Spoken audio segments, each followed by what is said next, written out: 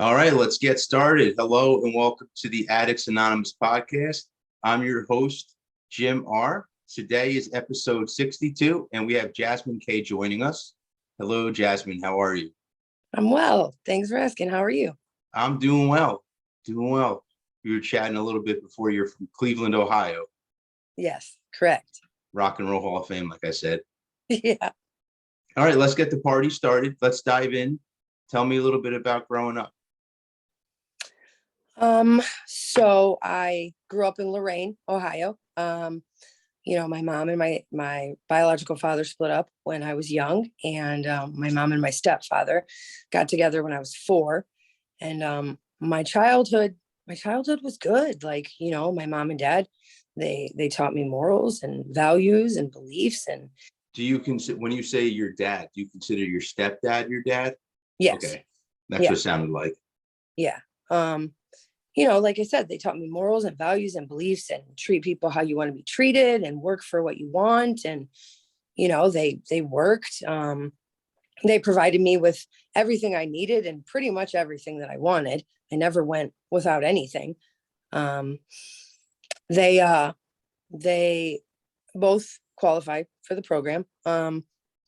They would have parties on the weekend. You mean the 12-step program? Correct. Yeah. Yeah. What kind of issues did they have?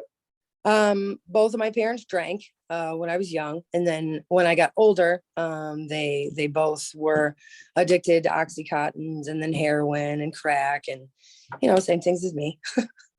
And they would have parties on the weekends. They would have parties when it was nice out. They would have parties for basketball and football and tennis. Nobody watched tennis, but were the parties before or after they got sober? Are you talking about parties where they were allowed? When I was young. So it was just drinking. I don't really know if they did other things. I was too young, but I know that they were always drinking, and somebody died, they drank. There was a birthday, they drank. Somebody got married, they drank. So there was always alcohol in my upbringing. And I always remembered like the good times, like everybody laughing and having a good time and everything being funny. And it just was a very happy atmosphere. But I didn't remember until I got sober this time about, the cops being called and fighting and all of those issues that went along with it. I was an only child until I was 12. So, I was spoiled. And that when my sister was born, most people like have a resentment when a sibling's born. It wasn't it for me. I became her caretaker. My parents both worked, and she became my first quote unquote child. And that's when my resentments with my mom started forming. I didn't really hang out with many people. And then these parties, I hung out with my cousins. So these parties that my parents would have, we would have to clean up, me and my cousins. So I think I had my first drink around the age of 10, but I don't really remember it. I remember it when I was like 12. I remember that. We were cleaning up after a party. We decided to drink, and it was great. I loved it. And then, I got into high school and found people that were smoking weed, and I wanted to be a cool kid. So I hung out with them, and that just. What did it feel like? Because you were young, 10 years old. So so you don't remember what kind of feeling you got from it? No, I don't remember. I don't remember the first time that I drank. Like, I think it was just like I took a sip, and then like when I really drank, I remember being happy. Like, I'm a naturally outgoing person, but I never really felt like I belonged anywhere. Like, you have the jocks and you have the nerds and you have all of these groups in high school. Mind you, this was back in the 90s. So yeah, I know. So I didn't ever feel like I belonged anywhere, so I'm a 14-year-old kid that's taking care of my baby sister, and my life was sheltered. And the moment that I got the opportunity to hang out with someone outside of that, I wanted to belong to that. That's where I wanted to be. So I that's what I did. You know, I I started hanging out with people and smoking weed and drinking constantly. I started running away from home and getting kicked out of school and expelled from school. And school was always very important to me. But I would rather hang out with these people, you know. What were your parents saying about this? Um, my dad really didn't, he was like the strong silent type. Like he really didn't have much to say. It was whatever my mom said that he would go with. Um, she didn't like it at all. Like she didn't like having to call the cops and saying, hey, my daughter ran away again, or going and picking me up from the detention home, or, going to court because I caught a case or any of those things. She didn't like it, and it got to the point where anything that she said, I did the exact opposite. Like it didn't matter to me. I was so angry and resentful to her that like I just didn't, I thought that I knew what was best, and consequences have never mattered to me. Um, so I think I was like 17, I got expelled from school, and I wanted to do what I wanted to do, and my mom didn't like it. So she told me I have two options. I can either follow her rules or I can get out of her house. And I don't want to listen to rules. Like, who wants to do that? So I moved in with my biological father. And that I still did what I wanted to do. It didn't matter where it was. So because I know you said at 4, your mom remarried. Was your father, your biological father, in the picture this whole time, or was it just your stepdad? So it was my biological father. It was spurts. So he was exactly what I said I would never be. So my biological father spent many years in prison, and I remember going to visit him at prison with my grandparents, and I remember thinking that I would never be him. Like I'm not going to be this person, and I'm not going to go to prison, and I'm going to be there for my kids, and I'm going to do all these things, and they're going to know that I love them. And here we are, fast forward years later, and I was him. Like I became him. So I think that, and in that span of time, I probably had seen him maybe 5 times, talked to him on the phone a couple times while he was in prison, but like nothing consistent. So that was, I realized later that was my number one resentment for a long time, and it took me getting sober this time to realize that. But I moved in with him and still did what I wanted to do. I that's how it's always been. Like I think I know what's best, and consequences never matter to me. I don't care what they are. I moved in with him, and it got to the point where he said this exact same thing that my mother said. You have two options. You can either abide by my rules or you can get out of my house. And I don't like rules. So at 17, What kind of trouble were you getting into? I wasn't really getting in like legal trouble. It was just, I was hanging out with whoever I wanted, doing whatever I wanted, coming home whenever I wanted, drinking whenever I wanted, smoking whenever I wanted. I hadn't been to school and I don't even know how long, so it wasn't really legal trouble when I lived with him.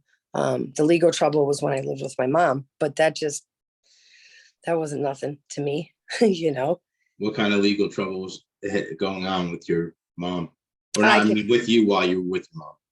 I continued to go to the detention home for being unruly, for How sleeping. do you get sentenced to, like, if you weren't in trouble, does your mom's just bring you there and drop you off there? Well, she said no, that she would call the cops and say that I was a runaway. And that forces them to send you to the detention center. Yeah. Okay. Yeah. So I was there a couple times, and what was that like? What was the detention center like?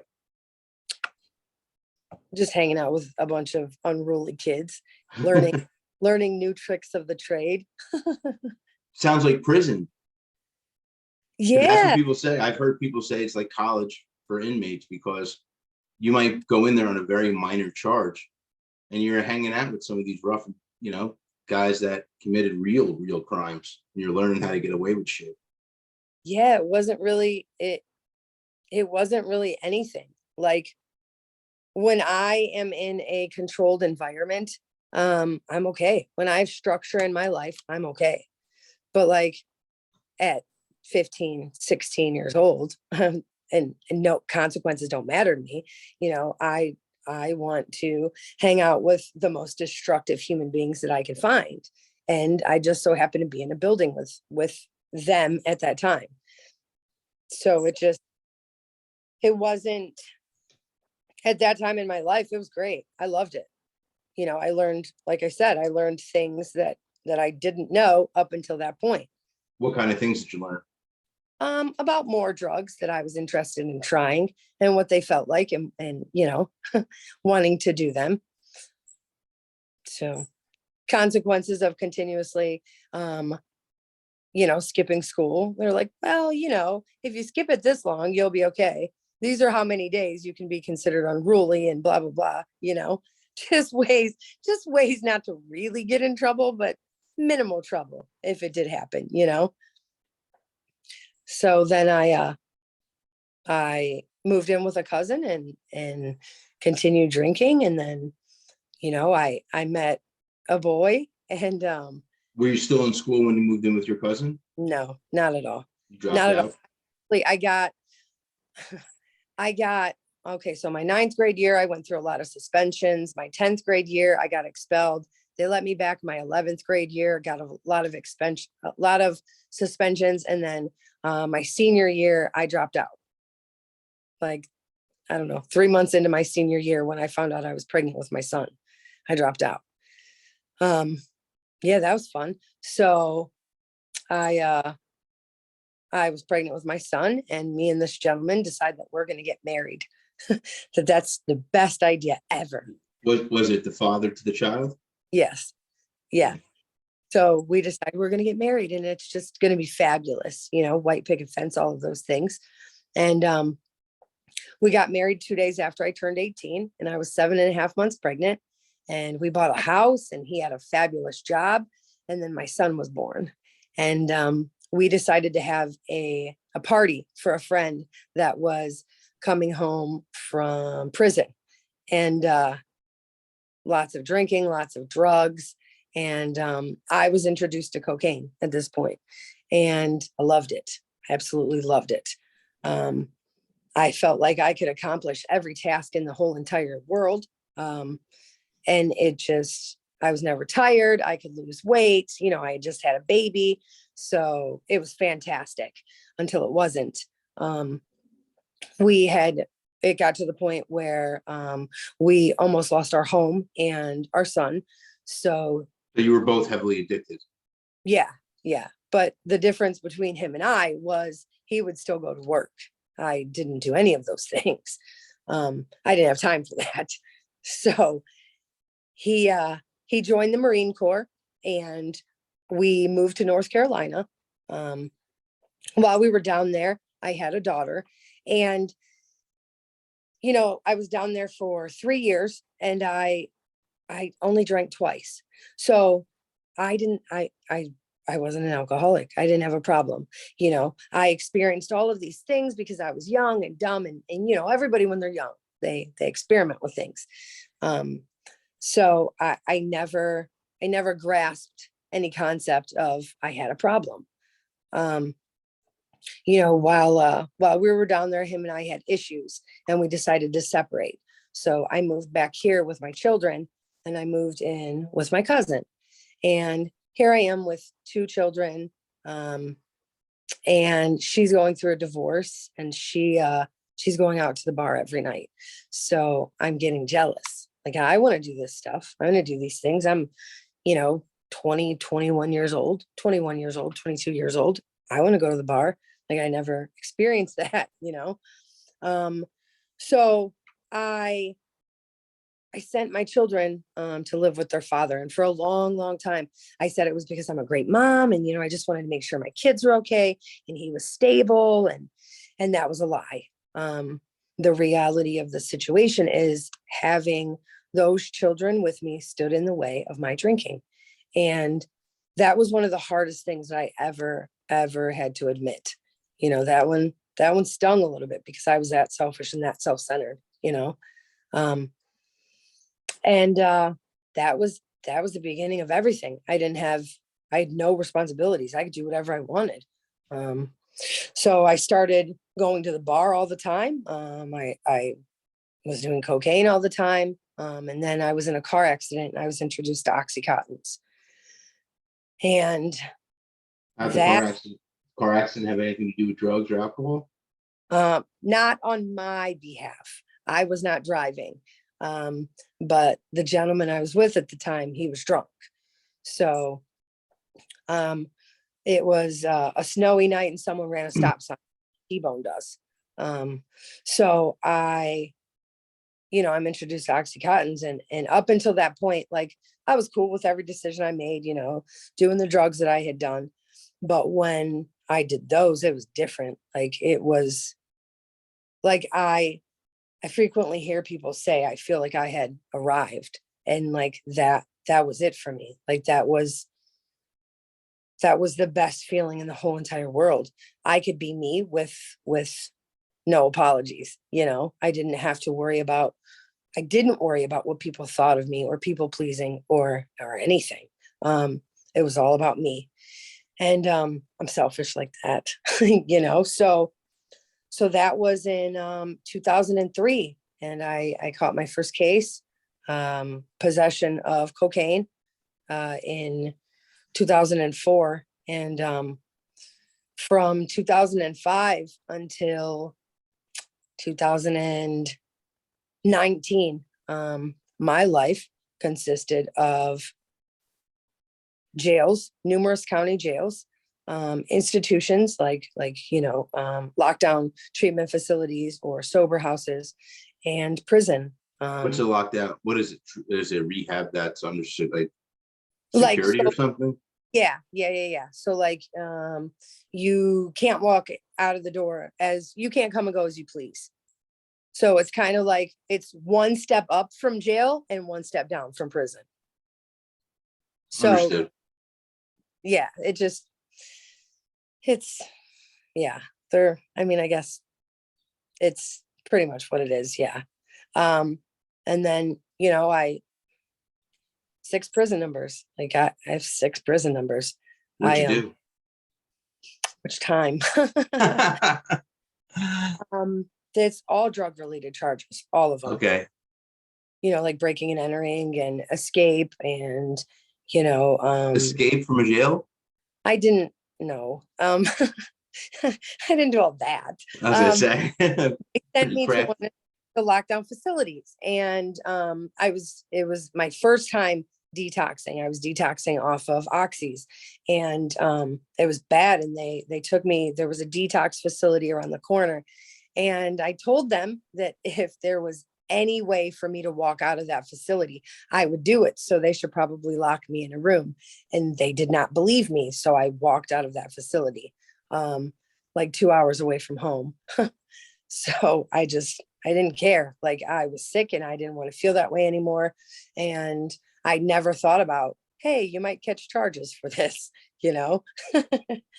So I just, there was that. And I continued, like I said, I would go to prison, and in my mind, I would do whatever programs they offered that got me out one day sooner, so that I could, because I had no intentions on being sober. I didn't want to be sober. Like, that's not what I wanted. I liked being high, and I liked everything that went along with it, the lifestyle and the lying and the manipulating and the money and all of it. I loved it. And so in 2013, I went to a facility, and I don't follow rules. I don't like them. And they had rules and I didn't like them. And I was on parole at the time, and I got kicked out. So that was a parole violation. So they sent me to prison. And when I was getting out, a woman that stayed in touch with me asked me what I was going to do different.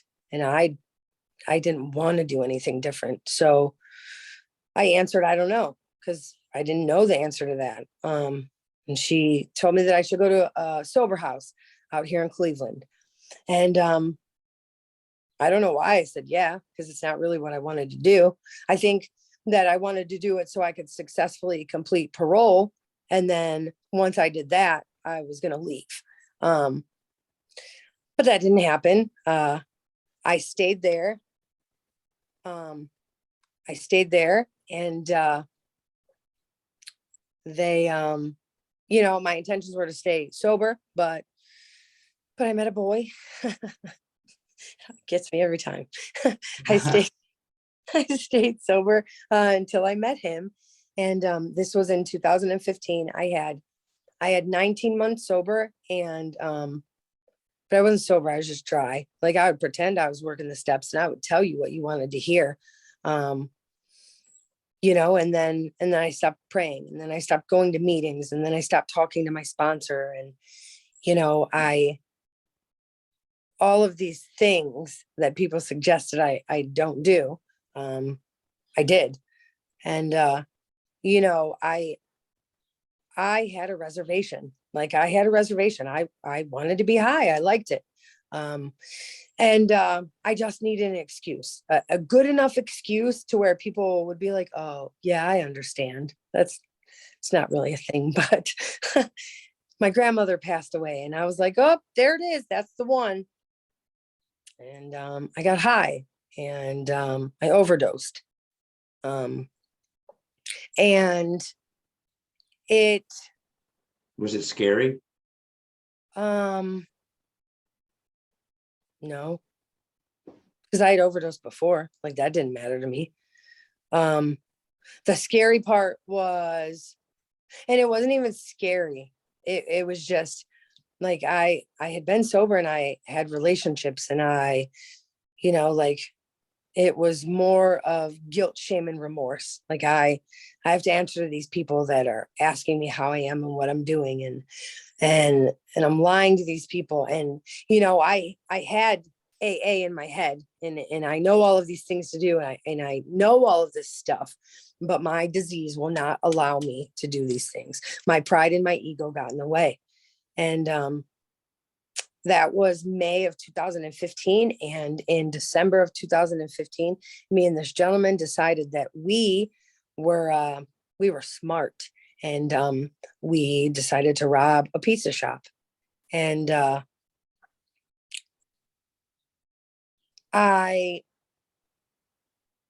the point in my life, I didn't realize the escalation of my disease. I didn't know.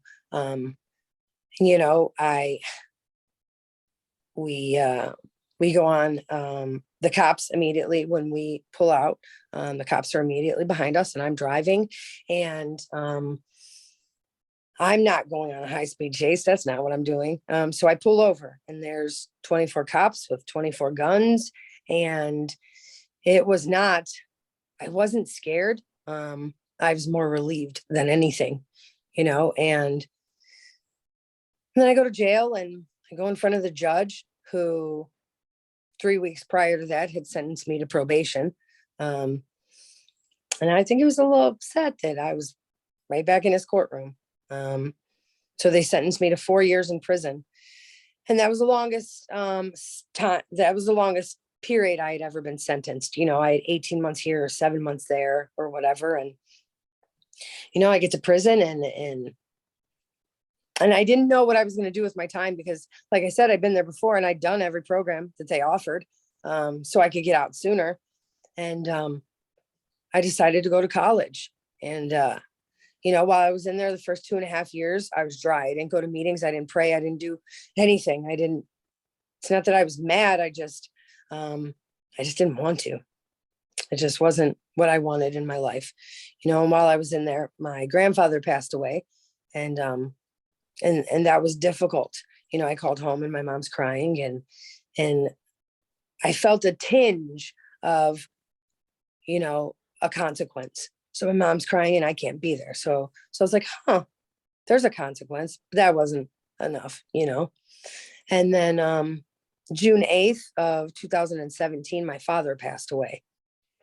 And I don't know how to handle emotions. I don't know how to handle feelings. I don't know how to do any of these things. So I got high. I called home and my mom's crying and my sister's crying and my kids want me home.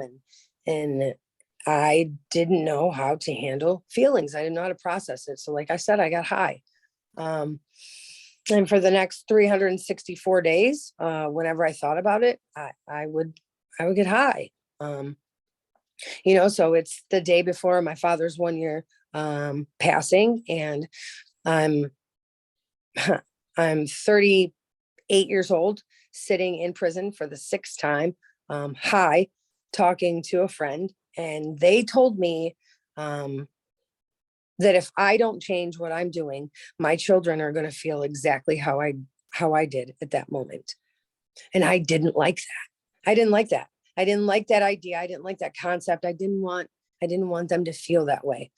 So I woke up the next day and I decided to get sober. They had programs in there. I continued to go to college. They had IOP. So I did that because I know that I have a thinking problem. Like all of these things, I was taught when I was in the program prior to that. So I go and I'm in IOP and I become active in Alcoholics Anonymous there and Narcotics Anonymous there. And they start a recovery dorm and I become active in that. And it's time for me to get out of prison. So I write the sober house that I was at before, and I go there because I know that when I am in a structured environment, I know that I'm okay. And that's the only place that I'd ever known, so I go there and I run into all these people that I was sober with the first time that have 5, 6, 7 years sober, 19 years sober. And like for me, it was an eye opener, So like you're doing all of, because I was skeptical of Alcoholics Anonymous. So you're doing all of these things and you're still sober. Like your life's different. So like you have a job and a car and a house and a life. So maybe I'll just try it. Maybe. And they said, listen, so just give it a try. Like it's not going to hurt. Just give it a try. Give it an honest effort. And if you don't like it, what you're looking for will always be out there. You can always go for it. And I was like, all right, I'll give you guys a little bit of time. Right. So I established a routine and I established people in my life and I got a sponsor and I was honest and I hated every second of it. I hated it. I didn't want to do it. It's not what I wanted to do. But I also didn't want to feel the way that I felt the day that I was locked up. I didn't want to do it anymore. So I'm like, all right. I mean, if it's that bad, I know where to go. I can always go get high. And I just, I've continued to do that. I got a job, and I got my very first car, and I got my license. And in 2019, August of 2019, I continued my schooling because I promised, student advisor when I got out of prison, I would do it. And then I got my associate's degree in business management, and I got my associate's degree in corrections, and I got my associate's degree in community and social services. And I opened my own baking business. I'm currently 4 classes away from having my bachelor's in criminal justice administration. Who would have ever thought that out of all subjects, I criminal know. justice? Yeah, I know. And a lot of people said I couldn't do it. So I'm that type of person. Like I like to prove people wrong. When you say I can't do something, I'm going to do it. Always been that way. But now I just use it for good, Yeah. And I started in March of last year. I started a job with a nonprofit organization called Project White Butterfly, and we work with individuals with substance use disorders. So So basically we're a grassroots organization, and we go on the front lines, and we set up a table, and we hand out Narcan, and we hand out condoms, and we hand out fentanyl test strips, and we have resources for someone if they want to go to a sober house or a detox, or somebody needs clothing, or, whatever resources that someone needs, we connect them with them. It is probably one of the most beautiful things that I get to do with my life. I forget that it's my job. I don't even feel like that about it. I had the opportunity to go thank the judge that sentenced me to prison, because I believe he played a huge role in. I don't think if I wouldn't have went to prison, I probably would have died. And I wholeheartedly believe that. I am a huge advocate for Narcan. I am a huge advocate for whatever recovery path someone wants to take. Like, it doesn't matter to me.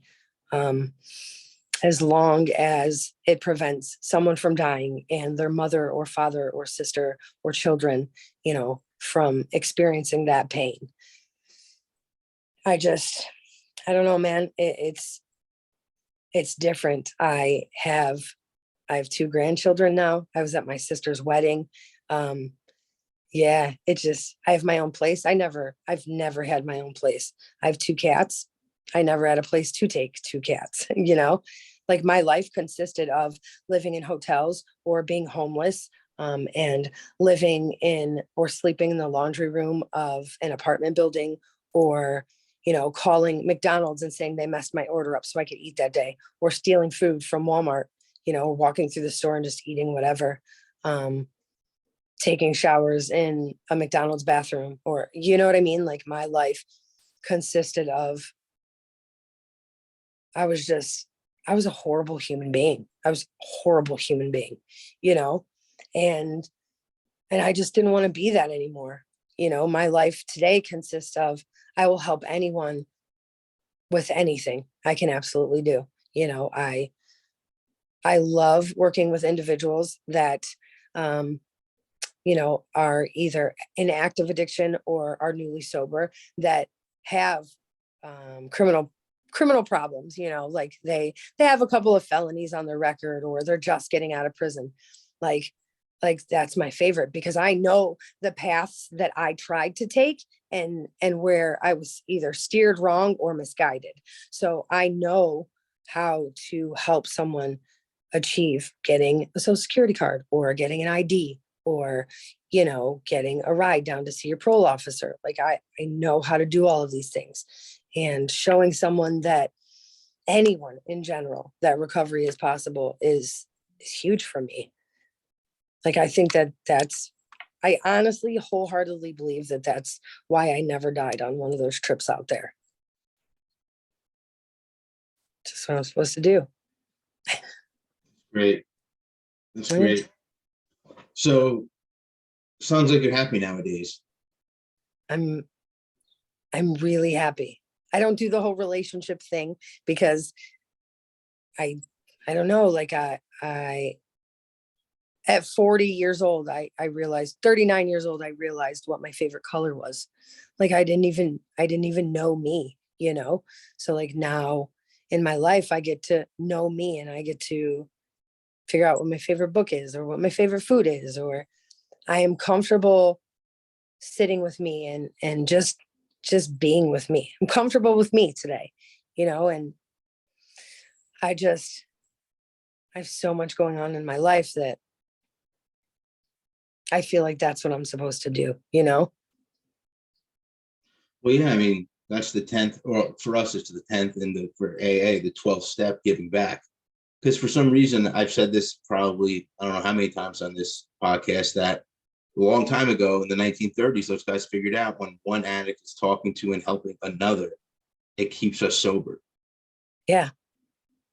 Step 12 is my absolute favorite. Like I live by that. That's what I do. A friend of mine told me, Every day when I wake up, I have to remind myself I'm an alcoholic. Okay, Jasmine, you're an alcoholic. What are you going to do to help it today? God, please help me stay sober, and please help me help another human being and another alcoholic. That's simple. It's that simple for me. And I used to make it so hard. Yeah, that's great. So my last question for you, what advice would you give to people listening or watching? What's a lesson you've learned and an advice you would give? Well, for me, I am an active member of Alcoholics Anonymous, and I know that that is not for everyone, but I would suggest finding a fellowship.